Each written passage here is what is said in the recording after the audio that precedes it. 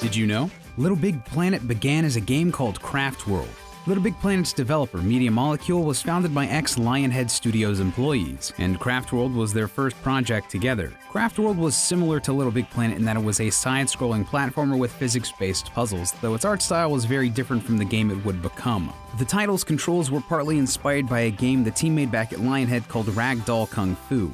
Craft World was unique, however, in that the player only used analog sticks to move. The left stick controlled the main character's feet, and the right stick controlled their hands in order to do things like jump, grab, push, pull, and swim. From the very beginning, the option for players to create and share levels was the core of Craft World.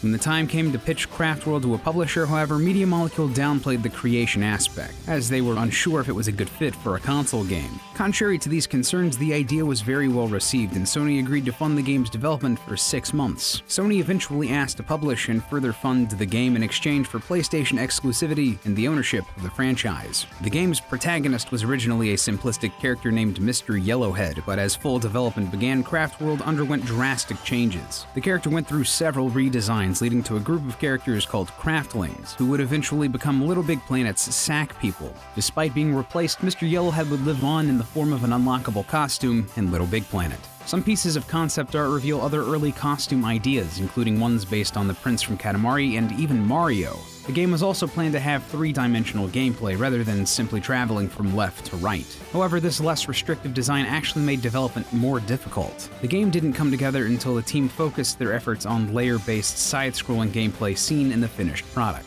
Little Big Planet was initially set to launch in mid-October of 2008, but the game ended up being delayed just days before its release. This was after Sony Europe received a report that one of the game's tracks, titled Tapa Nyong, contained lyrics from the Quran. After being contacted by a displeased Muslim group, Sony chose to delay the game so they could address this issue. This was a tough call to make, as the game had already been shipped to retailers at this point. Many copies of the game had to be recalled and replaced with an updated version that had the potentially offensive lyrics removed.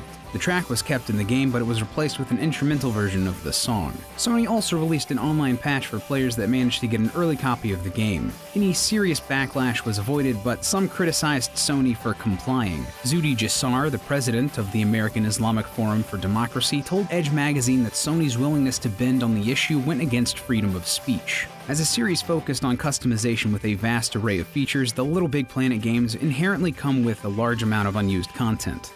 While the final version of the first Little Big Planet includes 8 playable themes, remnants in the game's data indicate that there were at least 4 more themes that didn't make the cut. These themes were called English Seaside, Russian Theater, American Midwest Train, and Japanese Window. Little is known about these themes, as almost all of their assets were completely removed, but the ambient noise track from each theme can still be found in the game's files. In addition, parts of an English Seaside level can be seen in early gameplay trailers. The background music tracks for these 4 unused themes were later released as downloadable content in the Music Pack and Monster Pack. Little Big Planet also contains an unused hazard known as the Freezatron. A working version of the hazard can be seen in a pre-release build of the game. When the Freezatron is touched, Sackboy is frozen in a block of ice, which the player would have to break by shaking the controller. While the hazard did technically work in-game, it created problems during network play and was even seen to cause slowdown during single-player mode. It's possible to put the Freezatron in the player's menu via hacking, though there are no means of actually using it. Other bits of leftover content include a creature called a walker, a springboard that has functional physics but an unfinished model, a radio tower, and a dab of glue that was meant to be used as a tool for sticking objects together. There's also a plastic egg that was originally used to hold prizes before being replaced by prize bubbles. As a possible holdover from when the egg was still part of the game, collecting all the prizes in a level will cause the sound of a rooster crowing to play. Perhaps the most unusual leftover from development is a picture of actor Arnold Schwarzenegger from the movie Total Recall that was used as a placeholder preview image.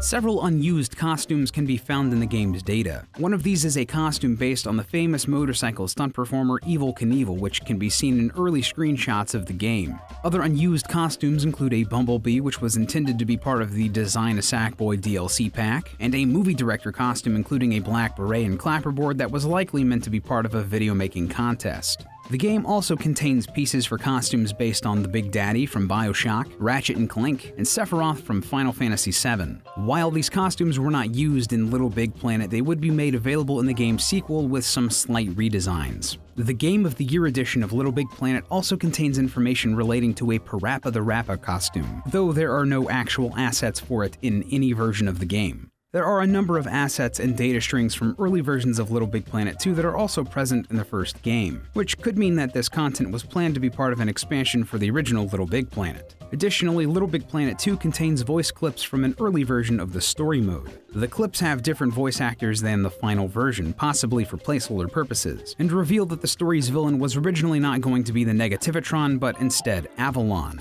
Little Big Planet 3 has unused voice clips as well. They appear to correspond to Little Big Planet Hub, a free-to-play game that was announced in 2013 and scheduled for release later that year. Hub would have included a limited selection of playable content from Little Big Planet 1 and 2, as well as compatibility for DLC from other games in the series. The game was confirmed to still be in development as of 2014, but has not been mentioned since, and appears to be cancelled. The Seaside Surprise level kit released for Little Big Planet 3 contains content that was meant to be exclusive to Hub, suggesting that work done for Hub may have been rolled into the later Little Big Planet 3. Did you know Bayonetta 2 was almost completely terminated mid-production despite the first Bayonetta game receiving positive reviews? After receiving positive feedback for Bayonetta, Platinum Games and Sega agreed to develop a sequel. However, problems arose with publisher Sega. Due to what they called a challenging economic climate and significant changes in the home video game software market, the company cut jobs, canceled games, and told investors to brace for extraordinary loss that financial year. During these structural reforms, Sega chose to only work on strong IPs, such as Sonic the Hedgehog, Total War, and Aliens. Platinum Games was mid-production on Bayonetta 2 around this time, and Sega's shift in focus caused the entire project to be halted. According to a series of tweets by Bayonetta director Hideki Kamiya, they were left with an unfinished game and no publisher. Because Bayonetta 2 was a big project requiring a large investment, the team were unable to find a new company to partner with. Just as Bayonetta 2 was about to be scrapped completely, Nintendo swooped in and saved the game. The agreement between the two companies came with an announcement that Bayonetta 2 would be exclusive to the Nintendo Wii U. Upon hearing of the switch in platforms, many fans took to social media to express their anger, accusing Platinum Games of alienating their core fans. Many were upset with the idea of having to purchase a Wii U to keep up with the series and asked whether Bayonetta 2 would eventually be released on other platforms. Kamiya addressed the fans' concerns on Twitter, explaining that without Nintendo, there would not be a Bayonetta 2. As for being released on a platform other than the Wii U, Kamiya tweeted, "How about trying to ask Nintendo? If Nintendo does not say yes, it's not going to happen. While you're at it, try asking for Mario and Zelda too." Many fans worried that the game would be censored, as Nintendo has a reputation for creating family-friendly content. Akiko Kuroda, a producer at Platinum Games, explained that the company was concerned about having to make adjustments for Nintendo users. The team was pleasantly surprised when Nintendo gave them free rein to create the game they wanted. Hitoshi Yamagami, a producer at Nintendo, works with third-party developers to ensure their games meet Nintendo's standards. Yamagami admitted he didn't think some of Platinum's ideas, namely the sexy Nintendo costumes, would be accepted by Nintendo's higher-ups. Luckily, Nintendo liked and agreed to the costumes. In an interview with IGN, Kuroda recalled asking Nintendo whether they would be okay with the team creating a Bowser summon, saying, "We asked, is it okay if Bowser is going to be killing angels? And they said it's no problem at all." To create Bayonetta's Nintendo-themed costumes, the artists at Platinum Games sent design concepts to Nintendo for approval. While working on the design for Bayonetta's Link costume, the team worried about showing too much skin and covered up Bayonetta's chest. To the team's surprise, Nintendo suggested the design show more of Bayonetta's cleavage. One of the most unexpected and out-of-character moves from Nintendo regarding Bayonetta 2 was a cross-promotion with men's magazine Playboy. The promotion had Miss October 2012, Pamela Horton, suit up in Bayonetta's full skin-tight leather outfit complete with guns strapped to her heels. One of the most unique features in the Bayonetta games is the language spoken by angels.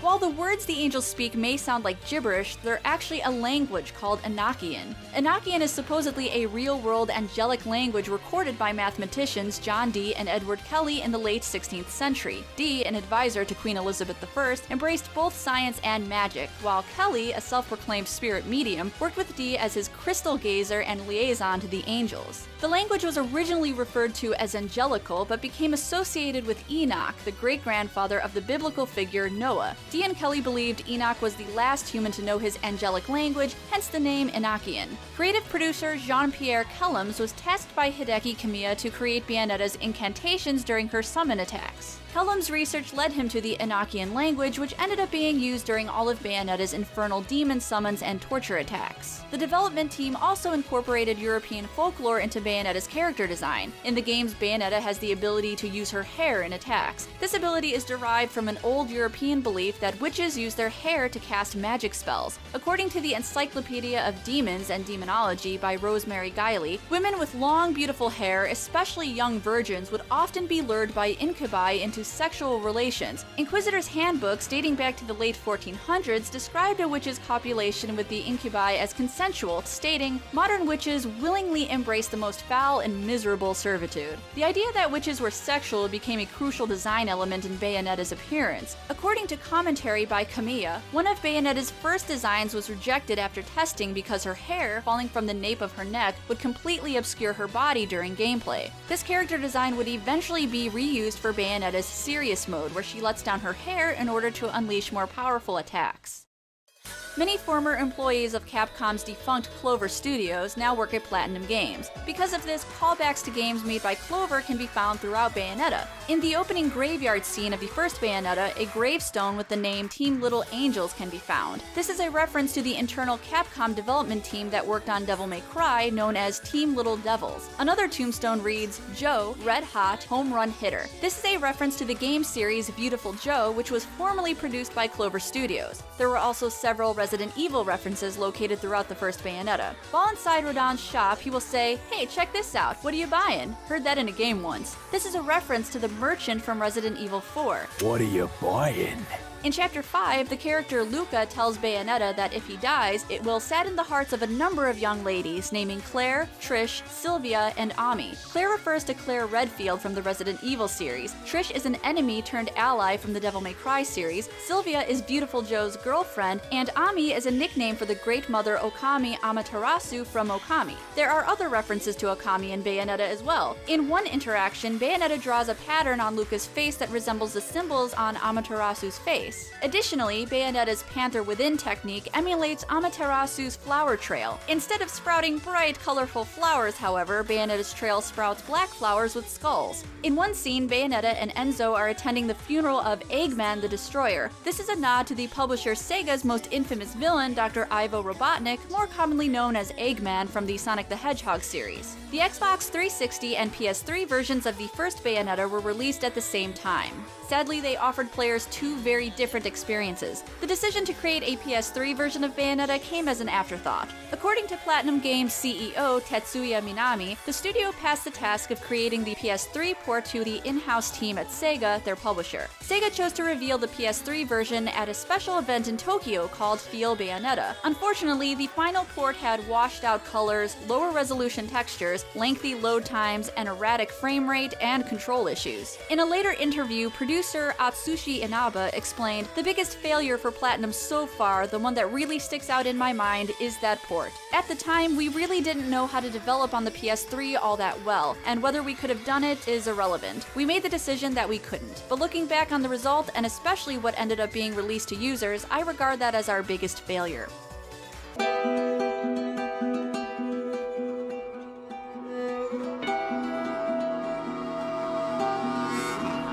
Did you know? Naughty Dog worked on The Last of Us in secret for 2 full years. After completing Uncharted 2 in 2009, Naughty Dog split their staff into 2 teams, one to work on The Last of Us and one to work on Uncharted 3. However, the surprise reveal of The Last of Us was almost completely ruined. Naughty Dog originally planned for The Last of Us to be announced before Uncharted 3 released, but the announcement was pushed back. This led to the developers accidentally leaving an Easter egg on Uncharted 3 for The Last of Us. The Easter egg can be found in a newspaper article that states, "Scientists are still struggling to understand understand deadly fungus. This of course references the fungal-infected humans from The Last of Us and was meant to build hype for the game after its reveal. Fortunately, nobody realized Naughty Dog were teasing their new game, and The Last of Us' surprise reveal went as planned. This was partly because nobody knew Naughty Dog had split up into two teams. Gamers simply assumed the company had nothing else in development at the time. The bar you find the newspaper in is linked to another Easter egg. The same bar service area appears in The Last of Us at a bar called O'Sullivan's Irish Pub. The bar's name is also a reference to Uncharted's Victor Sullivan. The Last of Us has other connections to the Uncharted series. In Uncharted 2, there were collaborative gameplay segments with Nathan Drake and the Tibetan guide Tenzin. The interaction between these two characters became a useful way to tell the game's story. This gave Naughty Dog the idea to develop Joel and Ellie's characters through similar mechanics. Interestingly, when Naughty Dog first split into two teams, the second team hadn't decided on what game to make. They considered doing another game in the Jak and Daxter series. However, the developers felt they had to work on a new IP to justify making a second team.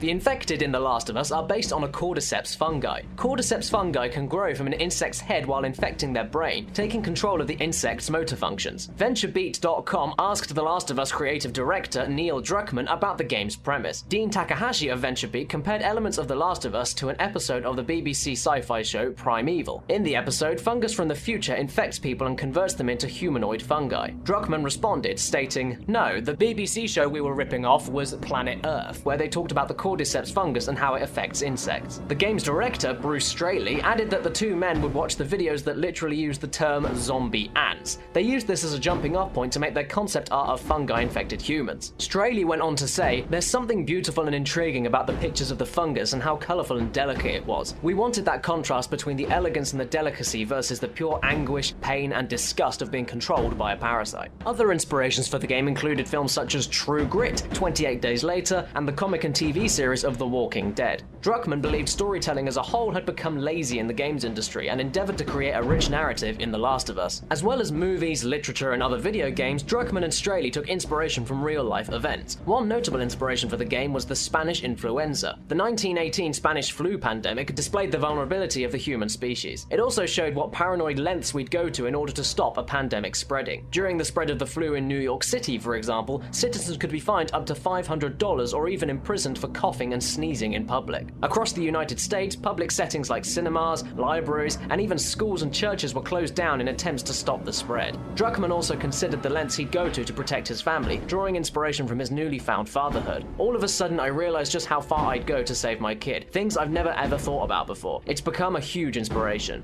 With humanity itself crumbling, the game wouldn't need a stereotypical bad guy to push the characters and test what questionable things they would do. That said, Druckmann played around with the idea of having a villain chase Joel and Ellie throughout the game. He ultimately decided against it, believing a stereotypical villain would make the game feel like it was trying to fit a Hollywood story structure. This antagonist would have been Tess. In an early plot scenario, Tess would follow Joel across the country after Joel betrayed her. Joel would eventually be caught, forcing Ellie to save him by killing Tess. Druckmann instead explored the idea that Joel and Ellie aren't necessarily good or bad, but are on the same level as the outlaws who attack them. At PAX Prime 2013, Naughty Dog showed off enemy characters that never made it into the game. The creatures shown were somewhat different to the infected seen in the final release. They appeared to be bold, fanged beasts with stringy fungus growing off of their back. Other early concepts looked like generic zombies with fungi-like growths scattered around their bodies. The developers felt these iterations didn't feel like still living infected humans, which is why they were scrapped. The team ultimately mashed together images of diseases and fungi, then mapped them onto a human model. This is how they arrived at the clicker enemy design, which served as their starting point for all other designs. Another enemy that was cut from the final game is an infected elephant. It had tendrils of fungus extending from its legs and blooming mushrooms on its head. A scenario in the game would have had this creature chasing Joel as he desperately scrambled away. The team decided early on that they wanted zoo animals to roam freely in parts of the game. This would develop into the game's famous giraffe scene. One other unused element in the game was Ellie's puppy. Early concept art shows Ellie carrying her dog after it was injured. The idea of Ellie and Joel adopting the pup was ultimately cut entirely. It was also planned for Ellie to use her fungal immunity to cross spore-filled areas. This would have allowed players to control her much earlier in the game. Speaking of playing as Ellie, Naughty Dog outright lied to gamers and press during the game's marketing. They stated in interviews that you would never play as Ellie. This was done to leave some surprise in the game after it was released. During the game's development, Naughty Dog discovered its research firm was planning to run focus tests exclusively with male gamers. The team demanded that the focus groups also include women. Druckmann himself stated, "My big surprise during this process is that the research group wasn't planning on focus testing female gamers. It's something we had to specifically request. I hope this is a relic of the past that will soon go away. This wasn't the only time Naughty Dog had to push for equality. The company was also pressured to change the front of the box art for The Last of Us. A male-dominated image was desired which put Joel up front, but relegated Ellie to somewhere in the background. Naughty Dog flat out refused this proposal, choosing to go with a cover that portrayed Joel and Ellie together.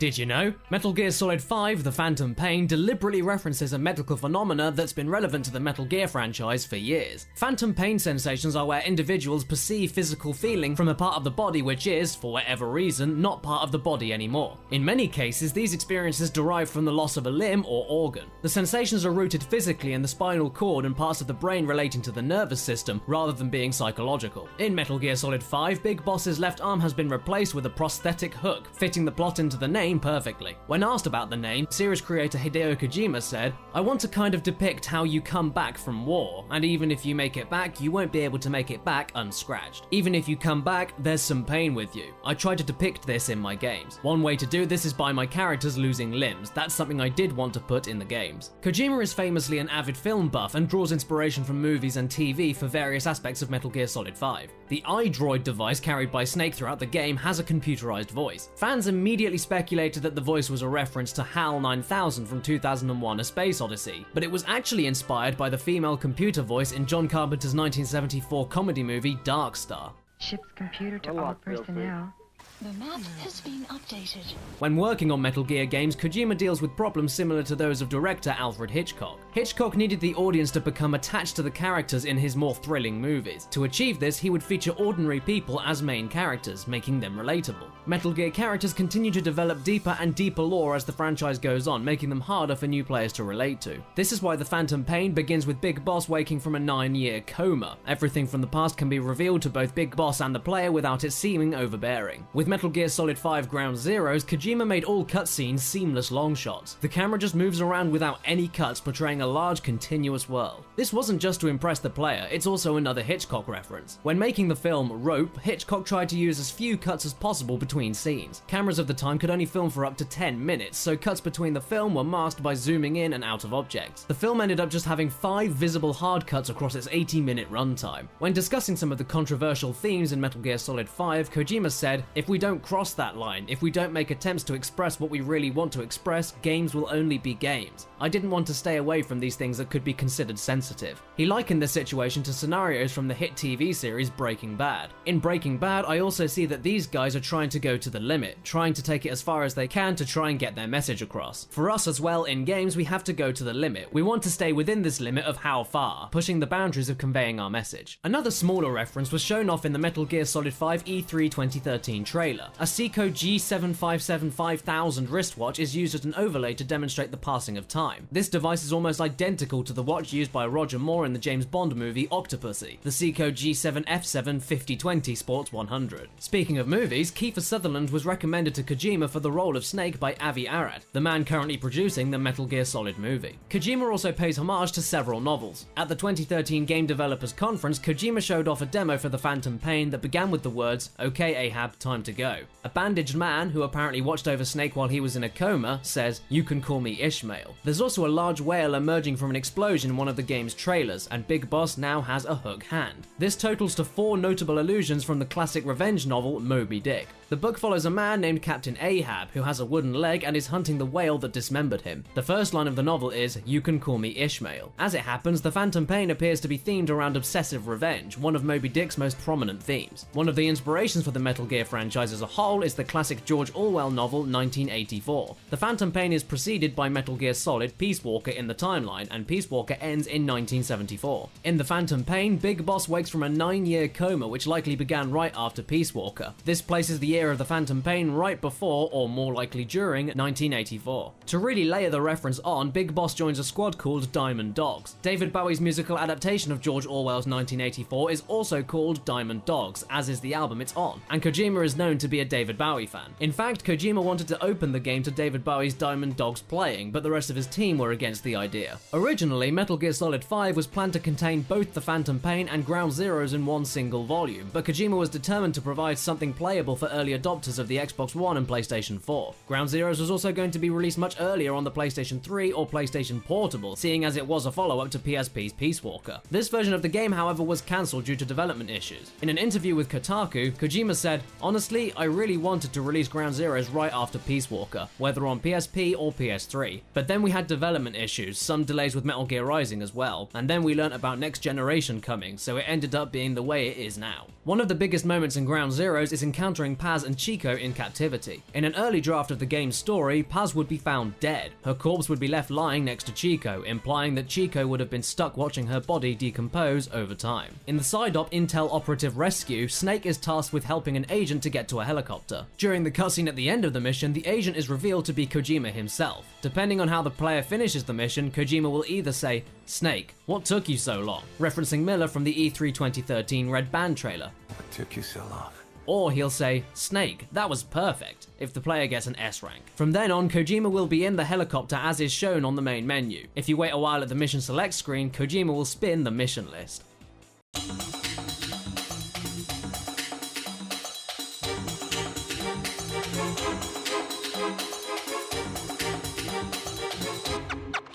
Did you know? Ratchet and Clank was Insomniac Games' first title released for the PS2, but it wasn't their first idea for the console. Shortly after parting ways with the Spyro series, Insomniac started work on an action-adventure RPG codenamed I-5, aka Girl with a Stick. The game took inspiration from both the Zelda and Tomb Raider series, but was cancelled after about a year of work for apparently not being that fun. This left the team with just a few months to create a new concept. They decided to make a game set in an alien galaxy centered around crazy weapons and gadgets, and thus, development on Ratchet and Clank began. When going through the designs for the main characters, their initial concepts were much different than the ones we know today. Ratchet started out as a reptilian-looking creature, barely resembling the final product aside from the pilot headgear and oversized hands. This original design was inspired by the grappling maneuver in Bionic Commando. Ratchet's design became more cat-like as time went by though. When shown the final design, Sony of Japan suggested Ratchet have stripes on his ears, to which the team was initially against. Insomniac CEO Ted Price even said they'd do it over my dead body, but they ended up liking the suggestion in the end. Clank's design took more time to finalize. One idea for the character was for him to be multiple robots used to power up Ratchet's various gadgets and backpack. This, however, was deemed all too confusing for players to handle, and was a visual mess. Clank was later refined to simply be the backpack itself. Clank also got his large round eyes from an earlier design where he was a robotic lizard, which may have accompanied Ratchet's original reptilian design. Ratchet and Clank released in 2002 and was a huge success for Insomniac, paving the way for many more games down the road. And if there's one thing the series is known for, it's the clever usage of innuendos, especially in the game's titles. The innuendos didn't sit well with everyone, however, and all Ratchet and Clank games for the PS2 had their names changed for PAL regions. Going Commando, Up Your Arsenal, and Deadlocked were changed to Locked and Loaded, Ratchet and Clank 3, and Ratchet Gladiator respectively. All for One for the PS3 had the working titles Multiple Organisms, Bros Before Foes, and Friends with Benefits, out of a list of over 100 possible titles. Insomniac even thought about using the name Foreplay, but this name was changed as they didn't want to scare off parents from buying the game for their kids. Similarly, A Crack in Time was originally going to be titled Clock Blockers, but unsurprisingly, the name was also shot down. The latest game in the franchise, Into the Nexus, went under the working title Into the Nether Regions. Aside from double entendres, Ratchet & Clank is also known for its skill points. That said, the skill points didn't make their debut in the Ratchet series. They're actually a carryover from the Spyro games, specifically Spyro 2 and 3. The final skill point in the first Ratchet game is called Going Commando, which at the time of Ratchet & Clank's release may have been an allusion to the game's then-in-development sequel. Tools of Destruction has a skill point with the name No, Up Your Arsenal, referencing the name of the third Ratchet game. Other names for skill points include include Gotta Catch 'Em All, referencing the Pokemon slogan, and You Can Break a Snow Dan, a reference to Insomniac Games employee Dan Johnson. As an inside joke of sorts, Insomniac has hidden away a reference to Dan in nearly every one of their games, beginning with Spyro 2. In the first Ratchet and Clank, Dan's face can be seen on the computer monitors in the landing area of the Blark Station, and on Planet Poketaru, his face can be seen on every starfish on the beach. Most other Easter eggs of Dan in the Ratchet series are comprised of unlockable skins and his face on a snowman in Going Commando and Up Your Arsenal, jokingly dubbed the Snow Dan. Sadly, Dan passed away in 2006 during the development of Ratchet and Clank Size Matters, and it, along with Tools of Destruction, are dedicated to his memory. The Museum of Intergalactic History from Into the Nexus has a statue of Dan found off the beaten path, with its entry saying he made techno music, raised cats, and knew the secrets to enjoying life. Insomniac Games have made many good partners in the gaming industry, though arguably their closest relationship is with fellow PlayStation developer Naughty Dog. When the two companies worked on Crash Bandicoot and Spyro, they did so in the same building in the same room at Universal Studios, literally side by side. To this day, the developers make games very similar in gameplay style and aesthetic, and this is especially evident with Ratchet and Clank and Naughty Dog's own Jak and Daxter franchise. Both series have made several shoutouts to each other's games, especially during the PS2 era. Jak 2's Haven City has a billboard featuring Ratchet and Clank from Going Commando, and Going Commando has a poster of Jak and Daxter in Clank's apartment and a billboard in Algon City. Algon City even has a mission which, upon completing, has Clank mimic one of Daxter's victory animations from the first Jak and Daxter, accompanied with the same music track as well. In Jak X Combat Racing, Ratchet is an unlockable driver if save data for Ratchet Deadlocked is found on the PS2 memory card. Ratchet Deadlocked somewhat returns the favor by having a Jak skin available for player 2 to use. Deadlocked also has a small shout out to Insomniac's time with Spyro the Dragon.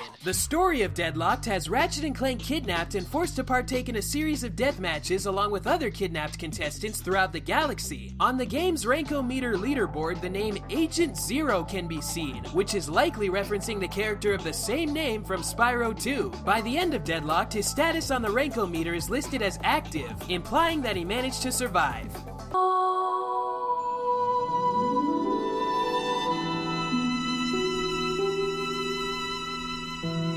Did you know? The giant eyes of the cursed-breathing basilisk enemies are actually fake. Their real eyes are much smaller and found lower on their faces. The large eye-like growths are likely cosmetic and meant to intimidate predators. Similarly, despite their physical appearance, the butchers found in the depths are all women. This fact links to a joke during the game's development. One developer created a female character wearing only a sack and wielding a giant butcher knife. They used the character to invade the worlds of debuggers, to then hunt them down and kill them repeatedly. The experience stuck with the team and they created a character based on it. This ultimately became Man-Eater Mildred, the crazy lady of the swamp.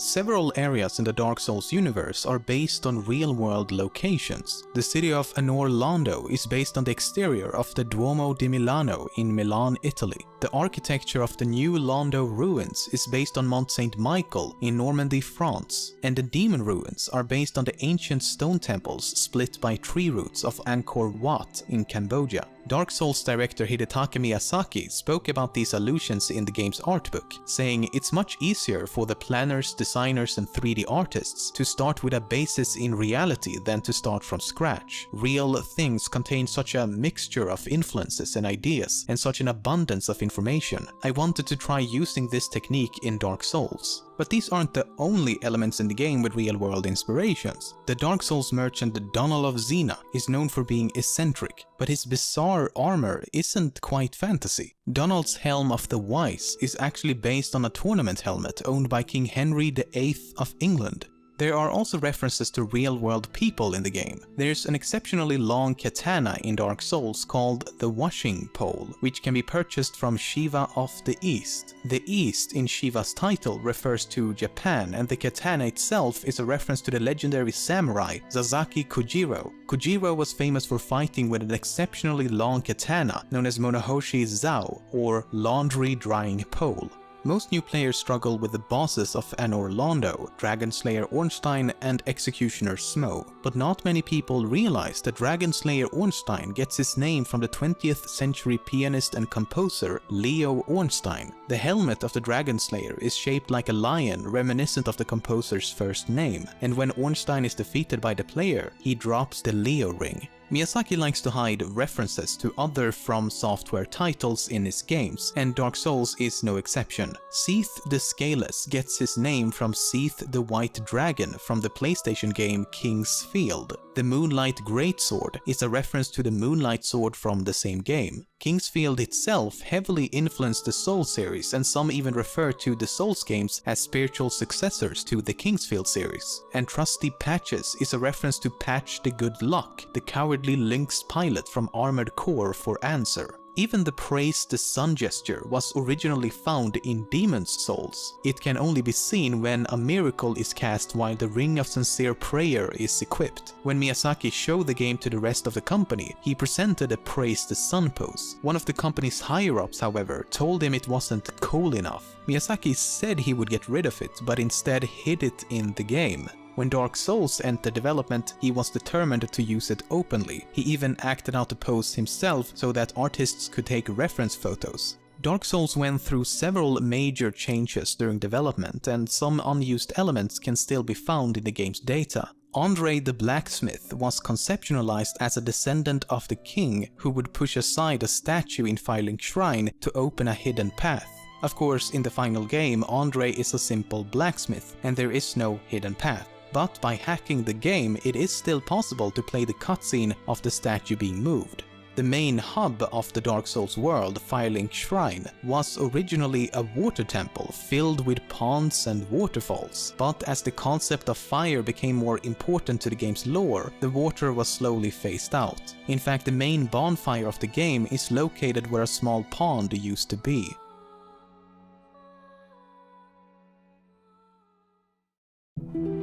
Of all the Dark Souls maps, the painted world of Ariamis was the first to be created. It was an early prototype area to test the game. As production went on, it became obvious that its snow-covered landscape didn't sync well with the rest of the game, and it would have to be removed. But Miyazaki loved the environment, so rather than removing it entirely, he suggested the player enter it through a painting instead. The boss of the painted world, Crossbreed Priscilla, wasn't originally a boss either. She was actually created as the game's main heroine. The brass armor worn by the Dark Moon Knightess was originally going to be the armor of a starting class known as the Pagan Knight. Ultimately, the shiny golden armor was too difficult to balance with the other starting sets, and it was repurposed as late-game armor. Guinevere, the well-endowed goddess of Anor Londo, was also supposed to be quite different. Miyazaki himself isn't very fond of her busty appearance, but the artist that drew her was so proud of his design, Miyazaki didn't have the heart to reject it.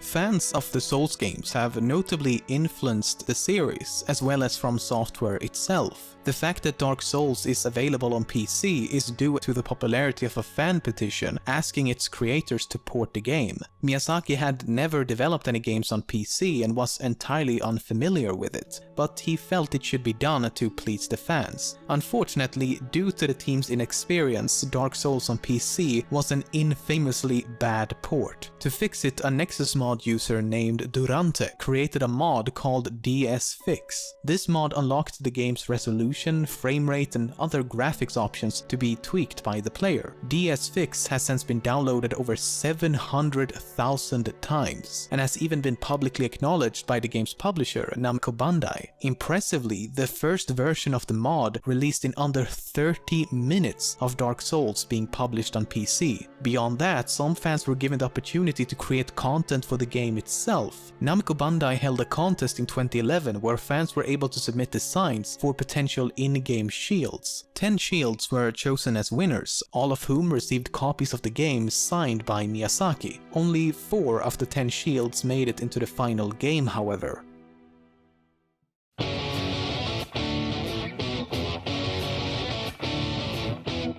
Did Did you know? Guitar Hero was directly inspired by a Japanese arcade game called Guitar Freaks. It was part of the Bemani series by Konami, which began with 1997's Beatmania. Guitar Freaks had similar gameplay to Beatmania, but utilized a guitar-shaped controller and a more rock and roll-based soundtrack. Harmonix, the developers of Guitar Hero, were not actually the ones inspired by Guitar Freaks. The ones inspired were hardware manufacturers Red Octane, who previously made dance pads for Dance Dance Revolution. The company was aware of Guitar Freaks and knew they'd be able to make a comparable guitar controller. Red Octane wasn't a game developer, however, so they proposed a collaboration with music games developer Harmonix. Guitar Hero was the result of their partnership. The gameplay and presentation of Guitar Hero was an evolution of two previous Harmonix games, Frequency and Karaoke Revolution. Neither Frequency nor its sequel, Amplitude, sold well despite being critically acclaimed and backed by Sony. This was partially because the games were too difficult to explain to new players. Sony conducted a focus group test on Amplitude where they described the game with pictures and bullet points, then asked the group what they thought. The pre-play quote-unquote interest score was the lowest of any game Sony had ever tested. But after letting the testers actually play the game, the post-play intent to purchase score was higher than any game Sony had ever tested. Sony told Harmonix, "We can't market this game. No one wants to buy it unless they've played it." Karaoke Revolution, on the other hand, was a commercial success, in part because it was very easy to understand.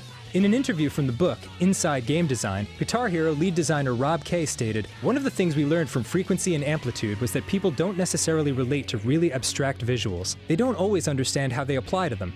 Unlike Frequency, which had an abstract psychedelic background, Karaoke Revolution had animated singers and dancers in the background. This concept was carried over to Guitar Hero, even though the core gameplay was more similar to Frequency and Amplitude." Interestingly enough, before striking a publishing deal with Sony, Harmonix approached Microsoft with the concept of Frequency. Then Vice President of Microsoft, Ed Fries, told Harmonix co-founder Alex Rogopoulos that no one would buy a rhythm game without a special piece of hardware attached to it, which is exactly what ended up happening with Guitar Hero. Later, Ed Fries expressed regret in not signing a deal with Harmonix because of how successful the studio became. Microsoft isn't the only company that regrets not staying in business with Harmonix. Accessories manufacturer Mad Catz had a contract to make an Xbox guitar controller for the first Guitar Hero. Around that time, Harmonix and Red Octane were sued by Konami for patent infringement of Guitar Freaks. Mad Catz were worried about the lawsuit, so they actually paid $300,000 to back out of the contract. But the lawsuit didn't end up damaging Guitar Hero. Mad Catz CEO Darren Richardson told Kotaku, "Everyone else made hundreds of millions and we paid money not to be a part of it. It was brilliant. I come up with these strokes of genius from time to time. That was my best." This is also the reason why the first Guitar Hero was never released on a Microsoft console.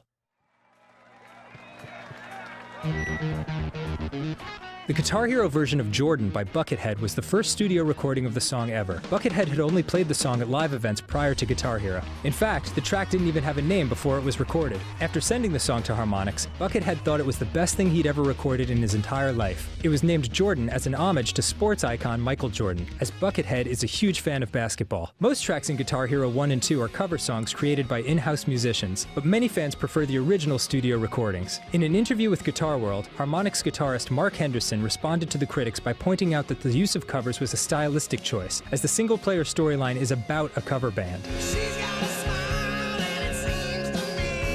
When it came to recreating the music of famous artists, Harmonix was very picky about the instruments they used. Each song had to be recorded with the same guitar the original bands used. With the cover of Laid to Rest by Lamb of God, Marcus Henderson even used the same amplifier and settings that guitarist Willie Adler used.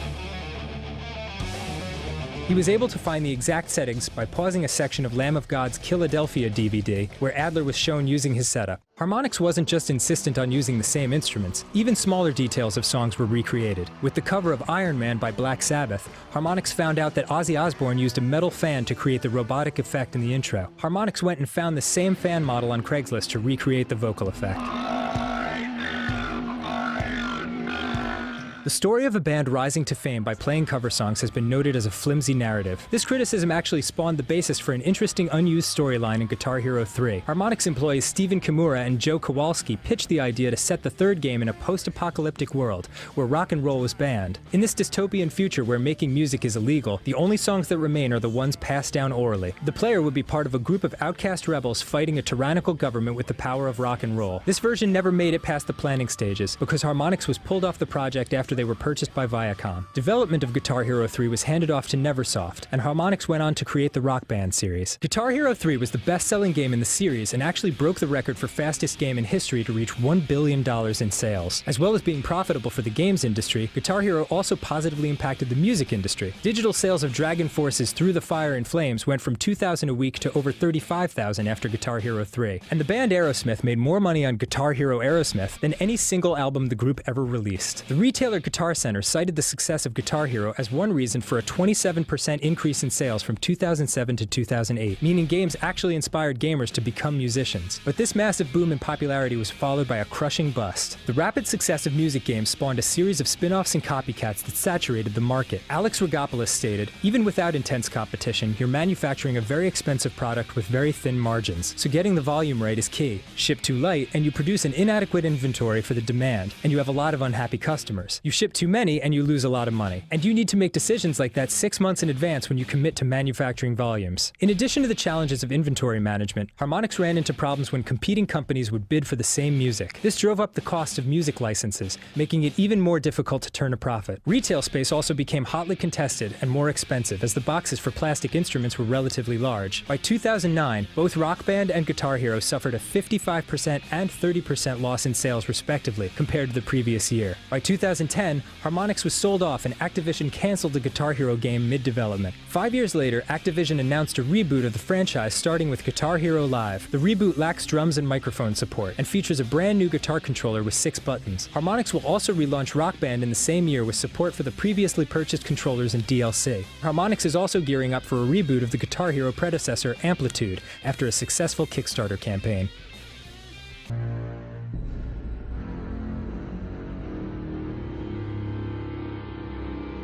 Did you know?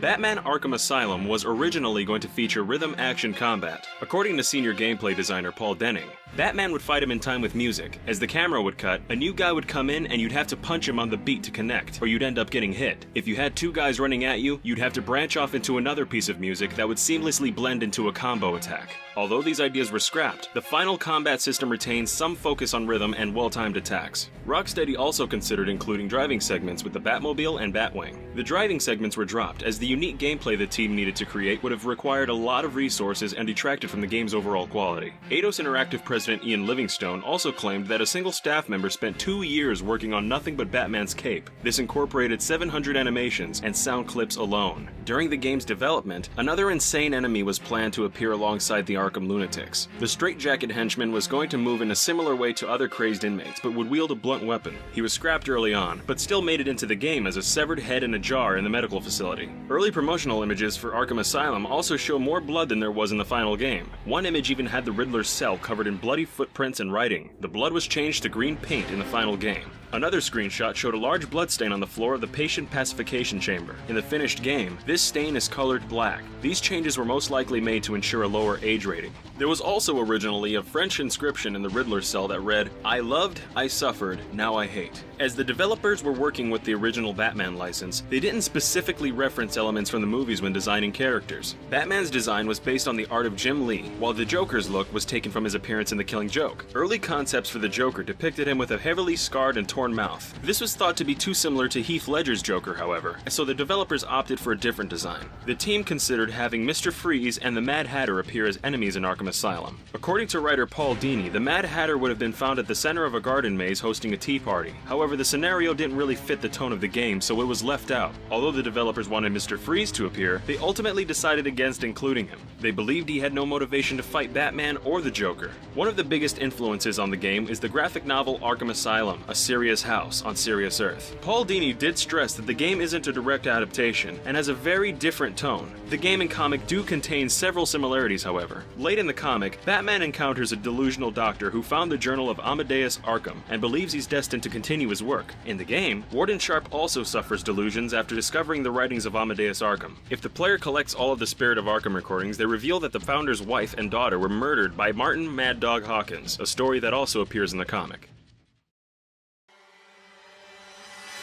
Some of the dialogue in Harley Quinn's patient interview tapes is taken straight from her original origin story, sometimes even quoting it word for word. Her origin story was first told in the one-shot comic Mad Love, which was later made into an episode of the new Batman adventures. Both the comic and the episode were written by Harley Quinn's co-creator Paul Dini, who went on to write Batman Arkham Asylum. The patient interview tapes for Scarecrow also mention a Dr. Murphy and Dr. Combs. These are likely references to Cillian Murphy and Jeffrey Combs, who played the Scarecrow in the Dark Knight trilogy and the new Batman adventures, respectively. The game contains a couple more references to the Batman movies. In the observation room, a ticker displays, "Dr. Clooney, please report to gynecology," a reference to George Clooney, who starred in Batman and Robin. The name of the Similex toxin is taken from the name of the beauty products that Joker contaminated in the 1989 Batman film by Tim Burton. Although the game has many easy-to-find references and Easter eggs, the game's biggest secret wasn't discovered until almost a year after it first came out. There's a hidden room inside Warden Sharp's office. It isn't marked on the map, and Detective Vision doesn't reveal anything unusual about the wall hiding it. The room can only be opened by detonating several loads of explosive gel. Inside, the player will find plans for Arkham City, foreshadowing the next game.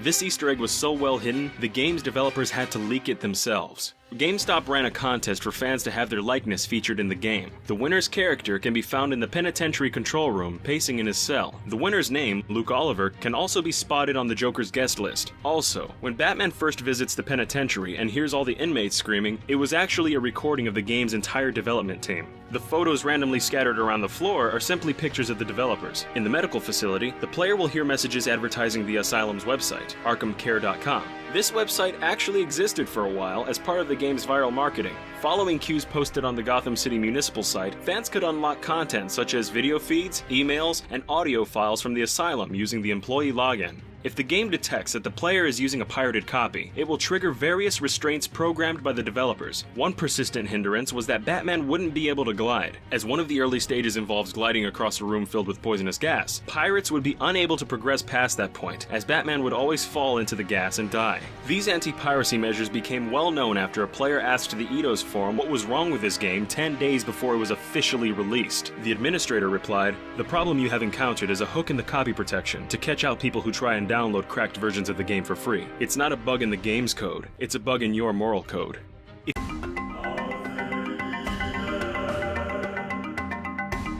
Did you know, Nier wasn't originally planned as a sequel to the cult classic Drakengard and was meant to be its own series? According to Nier director Yoko Taro, the general concept of the original plot was that worlds of in-picture books actually exist. Heroes were charged with stopping villains that came from these fairy tales, which is why the main characters and villains within Nier took names from classic fairy tales. This core concept was instead used in the mobile game Sinnoh Alice, which was also directed by Taro. The Japanese version of the original Nier is titled Nier Gestalt, and was published alongside a second version of the game titled Nier Replicant. Unlike in the West, Japan had a different version for each console, with Gestalt appearing on the Xbox 360 and Replicant on the PlayStation 3. In the Japan-only Replicant version, the main character is a young man looking after his sick sister, whereas in Gestalt, it's an older man looking after his sick daughter. Gestalt was brought to the West because the game's publishers, Square Enix, didn't think a Western audience would be okay with a handsome pretty boy protagonist, and Replicant was for a more Japanese audience.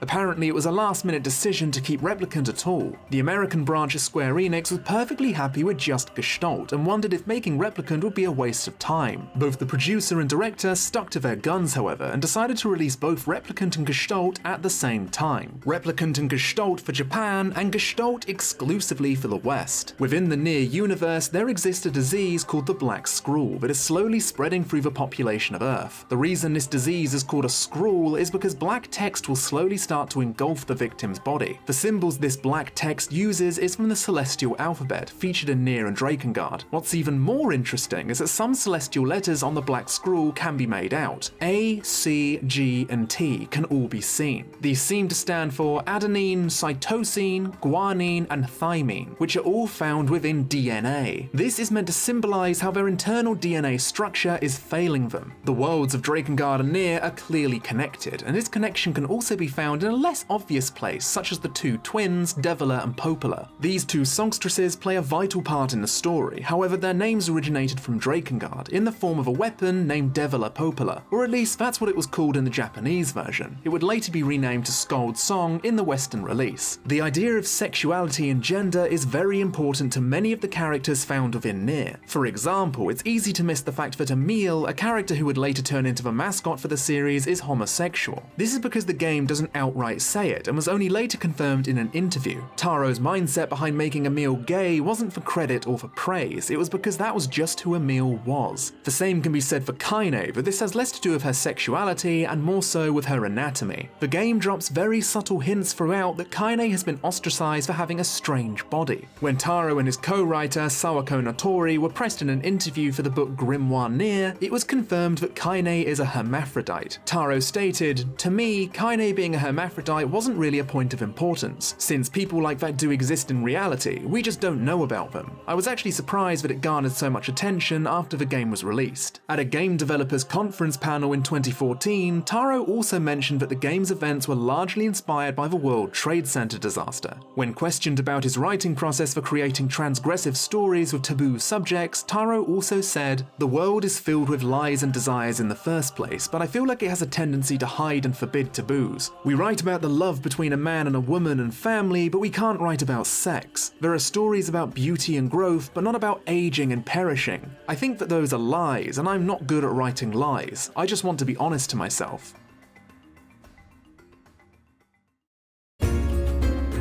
The most recent entry in the franchise, Nier Automata, is a sequel to Nier and Drakengard by proxy. While it shares the Nier name, it was developed as an entirely standalone game with nods to the original Nier. Yoko Taro has always tried to avoid treading old ground, which is why his titles are drastically different from one another. This is also why finding connections to the original Nier can be difficult to find within Automata. However, there's one cutscene later into the game that describes the machines finding themselves a god which erupts from a volcano. This is one of the more subtle references to the first game, and references the Nier boss P33, otherwise known as BP. This was confirmed in an interview with Taro, stating in order to find out what this god was, you'd have to read the short story Fires of Prometheus. In this short story, it turns out a boss the player fought and seemingly destroyed survived, and began to make its way to the surface. Along the way, it merged with multiple other sentient beings intrigued by the idea of free will, forming a collective consciousness, and no longer referring to itself as I, but we. When the P33 hive mind erupted from underground, it happened upon a war between androids and machines, giving the battling forces a message. That emotion is the meaning of life. Taro has also stated that there was so much backlash and angry internet posts after the events of Drakengard's E ending, which was essentially a gag ending, that he locked himself in a locker to cope with the stress. Maybe Yoko will drag himself to the locker again became a common catchphrase in the workplace due to the love-hate relationship Taro has with his fanbase. Nier Automata has multiple endings as well, one of which lets the player delete their save data in order to make the final boss easier for another player. This was inspired by when Taro first played Dragon Quest as a young boy. He was shifting the cartridge around and his save data was lost. Whilst he was shocked, his parents didn't share the same sentiment, as they couldn't understand why this was such a big deal. This feeling of loss that Taro experienced as a child for a game he spent so much time in was a feeling he wanted the player to experience as well. Before Nier Automata was released, there was a lot of buzz around the central character, 2B, and her extremely detailed buttocks. Not only has it been stated that Yoko jokingly threatened he'd fire all of the modelling team if he didn't make it absolutely perfect, but he went onto Twitter and asked people to send him all of the images of 2B's rear they could find. Sure enough, someone delivered. Taro finalized this minor piece of controversy with this tweet. "When I said that I wanted people to gather images of 2B and put them in a zip file for me, the tweet got all kinds of exposure. Now people are actually collecting them. The internet is amazing."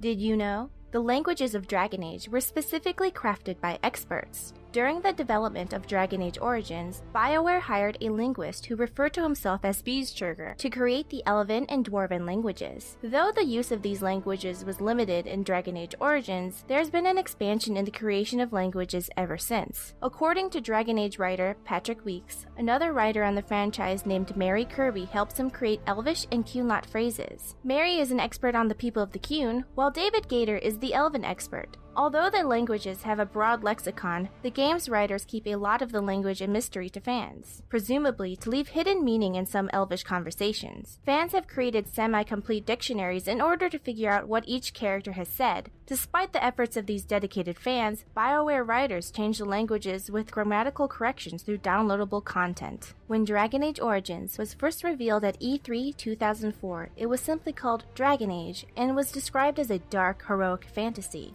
It wasn't until 2008 that it was given the extension Origins. It took a total of 6 years to create Dragon Age Origins, 3 years for a smaller team to create the fantasy world of Thedas, with all its history, goals, and culture, and another 3 years of a full team working on the actual game. In contrast, Dragon Age 2 only had 1 year of development, which may have contributed to its smaller scope compared to the first game. Dragon Age Inquisition was originally planned to be produced in just 2 years, but BioWare was given another year of development. This allowed them to add in more quests and storylines, such as the romance plots for Cullen and Solas. Dragon Age 2 was originally meant to be called Dragon Age Exodus, and told the story that would eventually become the plot of Dragon Age Inquisition. Hawk, the main protagonist of Dragon Age 2, was going to be a non-playable character named Ulrich von Hawk. Ulrich von Hawk was intended to either be a werewolf or reaver that drank dragon blood for power, with a tendency to want to lick the blood off their blade. This would explain Hawk's signature facial blood smear. One of the final companions in Dragon Age Inquisition is Dorian Pavis. Dorian was created by lead Dragon Age writer David Gator, who is openly gay. Dorian is the first canonically gay companion in a BioWare game, as he can only be romanced by men. He was also the first gay character Gator has ever been able to write. In reflecting on Dorian's creation and inclusion, Gator wrote, "I suppose this aspect of Dorian will make him controversial in some corners, but I was glad to include it. I made writing Dorian a very personal experience for me, and I'm hoping that will make him seem like a fully realized character to fans in the end." Gator's negative fan experience after writing other queer characters in Dragon Age made him hesitant to write Dorian.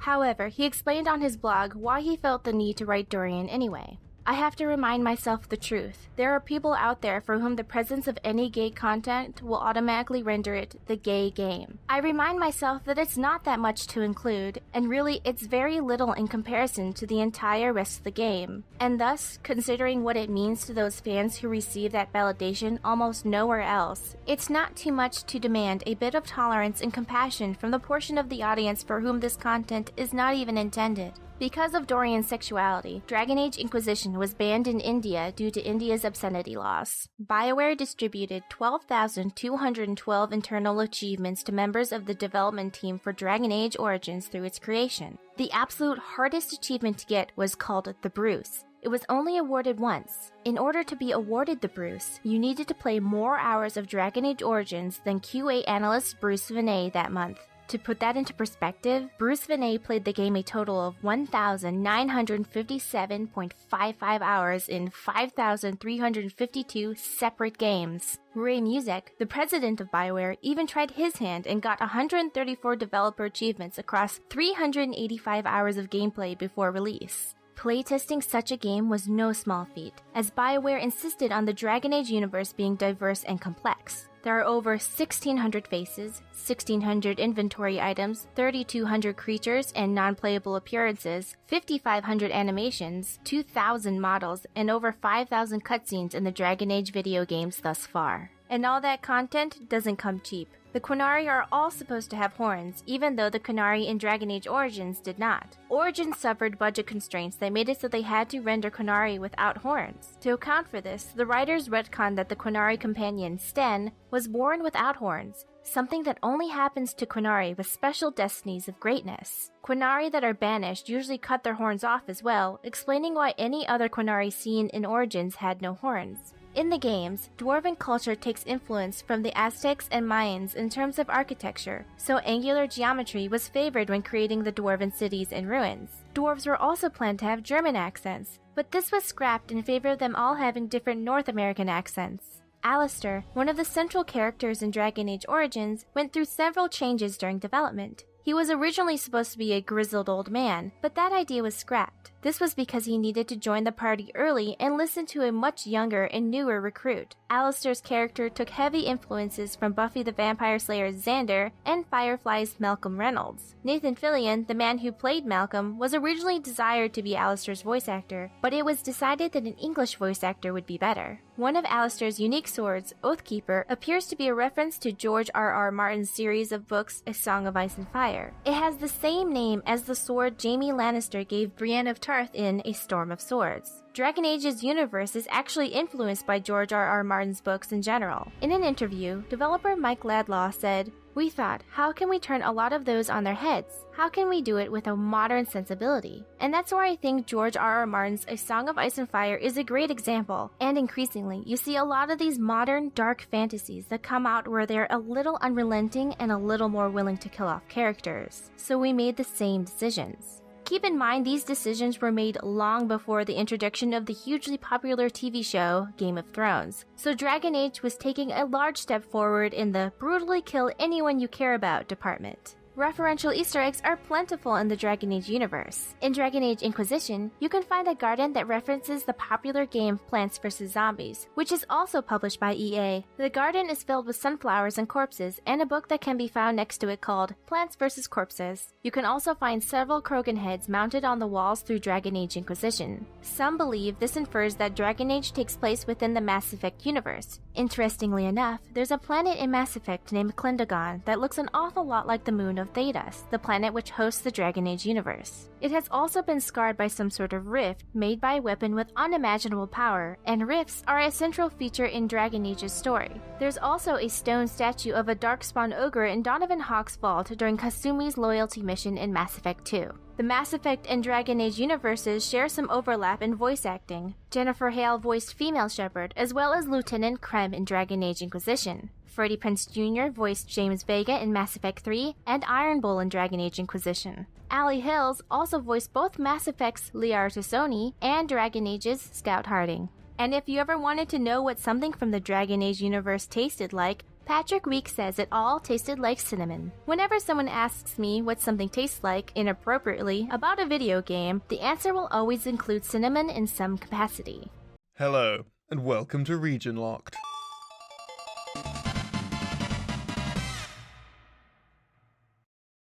If you're not familiar with Sega's Yakuza series, you're missing out on what is essentially the spiritual successor to Shenmue. Typically, these games are set in modern-day Japan against a backdrop of crime and melodrama, with a mix of action and absurdity. But did you know the series doesn't always have this setting?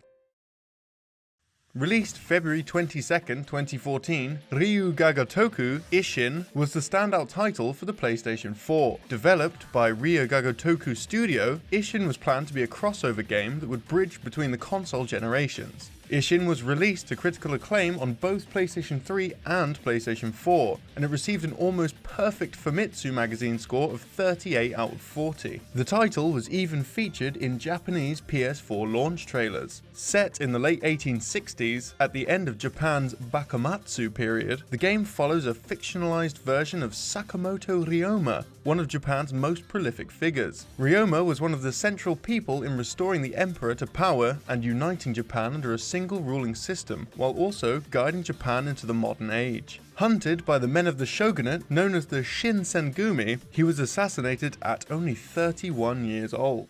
Ishin starts by introducing you to Ryoma the day he was supposed to die, but instead you wind up in the shoes of his would-be assassin. This assassin is revealed to be none other than Ryoma himself working for the Shinsengumi. The Shinsengumi were fiercely loyal and calculated, making them feared by the common people of Japan. It's worth mentioning at this point that every character in Ishin is modelled after someone from a previous Yakuza game. This allows the game's writers to tell a more familiar story of Ryoma using established characters' charms and personalities. Sakamoto Ryoma himself is played by Kazuma Kiryu, the main protagonist of the Yakuza series. And since the game is set over 100 years ago, the team included an in-game dictionary to explain the antiquated terminology and social hierarchy. Ryu ga Gotoku, Ishin, at a glance, plays like all the other Yakuza games, with few changes besides the setting. Kiryu's typical fist fighting is replaced with Ryoma's 4 different fighting styles: hand-to-hand, sword, gun, and wild dance. Players jump between each style on the fly, and they can all be upgraded over time. The more a player uses a specific style, the more the stat points are unlocked for that style.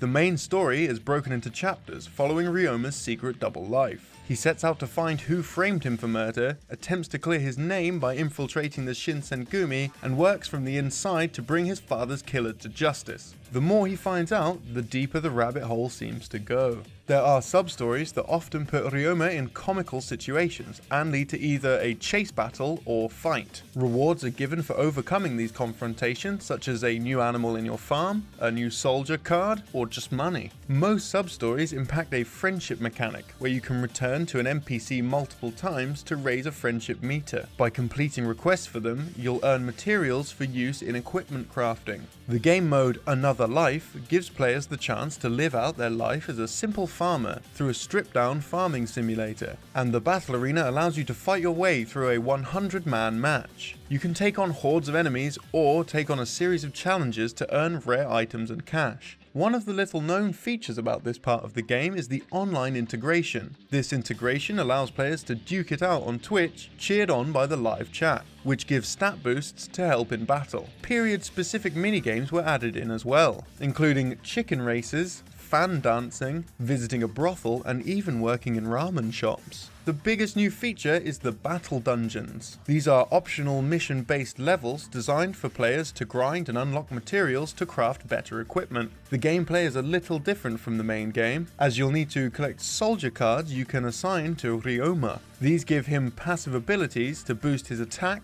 health, or give buffs to weapons. There are over 200 cards to collect, and each of those cards have their own individual leveling and fusion system that can increase stats. Most of these minigames can be played for free on the PlayStation Vita companion app released alongside the game.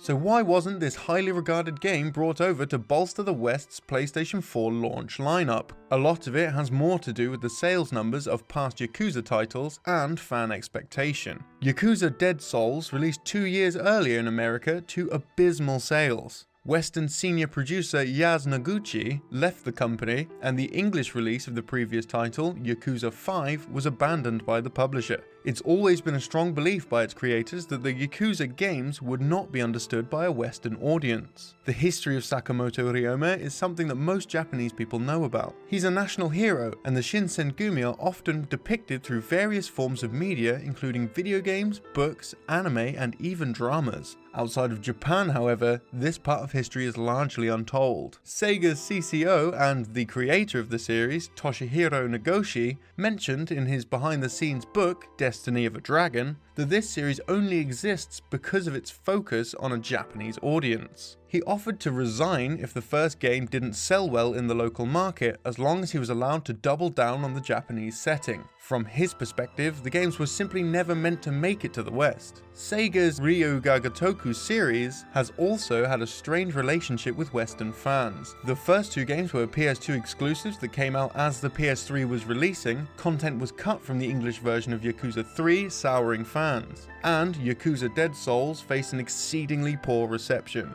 Sega is also notoriously bad at marketing the Yakuza games, with most of the Western public thinking that they're just a Japanese GTA, or not knowing that the series exists at all. It wasn't until Adam Boyes and Gio Corsi's #BuildingTheList campaign that Sony would partner with Sega to bring Yakuza 5 westward. The Building the List initiative essentially asked players what game they wanted on the PlayStation platforms, focusing on re-releasing of older games, ports, and localizations.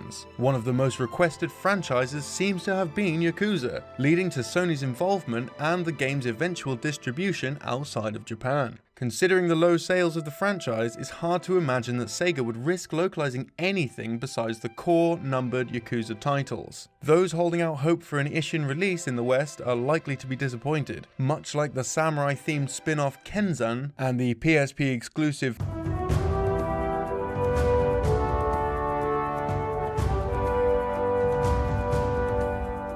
Did you know? Naughty Dog was heavily inspired by old pulp magazines and movie serials while developing Uncharted. However, after Uncharted Drake's Fortune was initially revealed at E3 2006, it was most often compared to the Tomb Raider series and even earned the nickname Dude Raider. Naughty Dog wanted Uncharted to feel more realistic than their previous titles and aimed for a more mature audience. As a result, they designed all of their characters with realistic proportions, put them in practical scenarios with plenty of gunplay, and crafted a grounded story. The game's lead character, Nathan Drake, was designed to be an everyman that the player could identify with. Lead designer Richard Lemerchand elaborated, "He's not a ninja, special forces guy. He knows how to handle himself in a situation, but that doesn't mean he's going to plow through all of the enemies. He's constantly living on the edge of his abilities, and I think that's what makes him a bit more interesting as a character." The Uncharted series took a different approach to animation than what Naughty Dog was used to. Previously, all of the studio's game animations were keyframed, which means they were programmed manually. But because of the shift towards a more realistic art style in Uncharted, the team decided to use a massive amount of motion capture.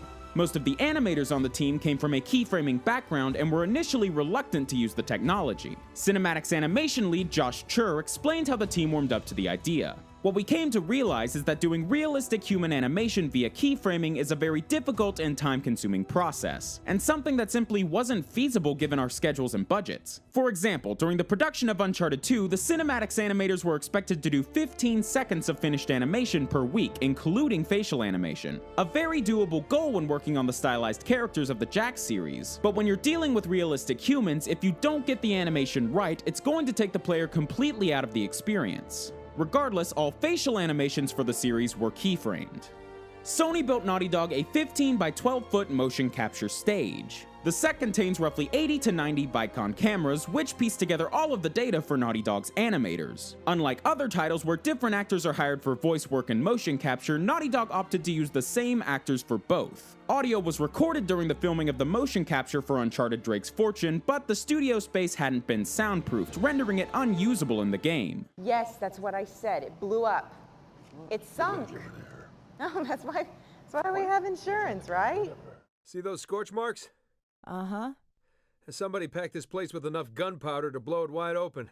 For the rest of the series, Naughty Dog soundproofed their motion capture stages, allowing them to use over 75% of the dialogue recorded on set. 2 weeks before the filming for Uncharted 3, actor Nolan North had an accident while riding a bike, falling over the handlebars. This resulted in 2 badly broken ribs that, quote, snapped right off his sternum. Some of the pain Nathan Drake expresses in the game was likely completely genuine, as North was still nursing his injury. Whenever stunts that were even remotely dangerous had to be performed in the motion capture, Naughty Dog hired professional stuntmen. This was mostly done with in-game animations, particularly the melee combat. Josh Chur believes the scene where Drake dangles from the back of a cargo plane in Uncharted 3 was the most complicated sequence to motion capture, mostly because it involved attaching a stuntman to wires and having him actually climb up objects. However, if a cinematic required the use of a stunt performer, the studio generally opted to animate the sequence by hand. Chur explained, "Sure, we could have just rigged up a bunch of wires and had people flying through the air, but that stuff ends up needing a lot of animation adjustments anyway, so why not just keyframe it?"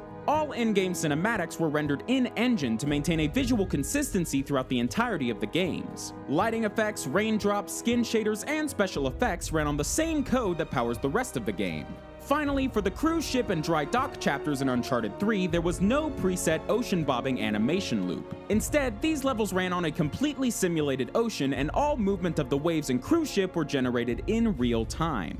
The red and white shirt that young Drake wears during the flashback sequences in Drake's Deception is identical to the shirt that Drake wore in the very first reveal trailer for Uncharted 1. Additionally, in Uncharted 3, both Drake and Elena have faint scars on their faces from where they were injured in Uncharted 2. In the PlayStation Vita game Uncharted Golden Abyss, if the player goes through the game a second time after completing it, a different version of a cutscene in Chapter 31 will play. This is an outtake from the production of the game in which the actor portraying Esteban jumps out of his chair and scares the actor playing Marissa. The character of Charlie Cutter was originally intended to appear throughout the entirety of Uncharted 3. However, while filming the game, Cutter's actor Graham McTavish was cast in the Hobbit films, which required him to move to New Zealand for filming. This was the reason Cutter got injured midway through the game, requiring him to sit the rest of the adventure out. The Uncharted games have also made several allusions to other Naughty Dog games. The strange relic treasure that can be found in all of the Uncharted games is actually a precursor orb from the Jak and Daxter series. When the symbols on it are translated to English, they say Naughty Dog Madman. The wetsuits Drake and Elena wear in Uncharted 1 are made by the fictional company Ottsel. This is the name of the species that Daxter belongs to. The company's logo is also a stylized version of Daxter's face. And Sully's private aircraft is named Hog Wild, a reference to the Crash Bandicoot level of the same name. A Greek inscription appears in the background of Chapter 1 in Uncharted 2 where Nathan is sitting at a beach bar. The Greek writing says Politlas Dios Nathan. This can be translated to Much Enduring Divine Nathan or even Great Sufferer Nathan. This is likely a reference to the ancient Greek epic known as Homer's Odyssey. In Book 5 of the Odyssey, the main character Odysseus is called Politlas Dios Odysseus, meaning Odysseus Great Sufferer. The allusion compares the suffering along Nathan's journey with the story of Odysseus, who was cursed to wander the sea for 10 years by Poseidon. But Naughty Dog weren't the only ones to sneak Easter eggs into the games. In Uncharted 2 and 3, Drake will occasionally say "Kitty got wet." Oh, kitty got wet. The phrase was improvised by Nolan North and originates from a term used by his then 8-year-old son, Cooper. After beating his father in a game of Wii Sports Tennis, Cooper exclaimed, "Yeah, kitty got wet," comparing how cats don't like getting wet to how people don't like losing.